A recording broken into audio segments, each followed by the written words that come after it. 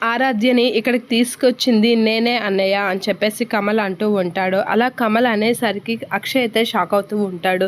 ఏంటి నువ్వు తీసుకొచ్చావా అని షాక్ అవుతూ ఉంటాడు అక్షయ్. ఇక అవని అయితే అలా చూస్తూ ఉండిపోతూ ఉంటుంది. ప్రణతి వీళ్ళందరూ అయితే అక్షయ్ కసి అలా చూస్తూ ఉంటారు. అవునన్నయ్య, వదిన కష్టపడినా వదిన బాధపడినా నేను చూడలేను, అందుకే ఆరాధ్యని ఇక్కడికి తీసుకొచ్చేసాను అని నవ్వుతూ చెప్తూ ఉంటాడు. నువ్వు ఎక్స్ట్రా చేస్తున్నావురా అని చెప్పేసి అంటూ ఉంటాడు. ఏంటన్నయ్య ఎక్స్ట్రాలు చేయడం చెప్పు నాకు అనేది అంటూ ఉంటాడు. మీ మీ పంతాల కోసం వీటి కోసం ఆరాధ్యని బాధపడతావా? నువ్వేం సీఈఓ అన్నయ్య, నువ్వేం కంపెనీని నడుపుతున్నావు అని చెప్పేసి అంటూ ఉంటాడు.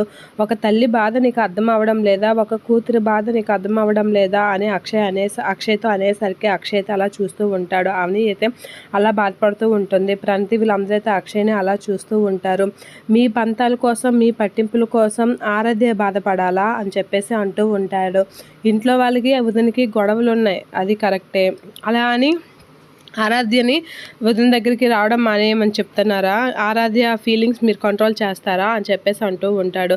నీకు వదినకి గొడవలు ఉన్నాయి తెలుసు, అది అందరికీ తెలిసిందే. అది మీరు చూసుకోండి. పాపని ఎందుకు మధ్యలో ఇబ్బంది పెడతారు? పాప అమ్మ కావాలి అంటే అమ్మ దగ్గరికి వెళ్తుంది, నాన్న కావాలి అంటే నాన్న దగ్గరికి వెళ్తుంది. ఆ మాత్రం దీనికి ఏమైపోయింది అని చెప్పేసి కమల్ అంటూ ఉంటాడు. ఇక అక్షయ్ అయితే అలా చూస్తూ ఉంటాడు. అయినా ఆరాధ్యకి అన్నీ కొనిస్తే ఆ సంతోషం రాదు, తనకి ఏది ఇస్తే సంతోషం వస్తుందో అది చేస్తే బాగుంటుంది అన్నయ్య అని చెప్పేసి కమల్ అంటూ ఉంటాడు. ఆ మాటలకి అవని అయితే అలా బాధపడేసరికి అక్షయ్ అయితే అవని కసి చూస్తూ ఉంటాడు. ఇక మీరు అన్నీ మీ పంతాల కోసం ఇది కోసం ఆరాధ్యని సంతోషంగా చూడాలని ప్రయత్నిస్తున్నారు, కానీ తను ఎలా సంతోషంగా ఉంటుందో ఆలోచించడం లేదు.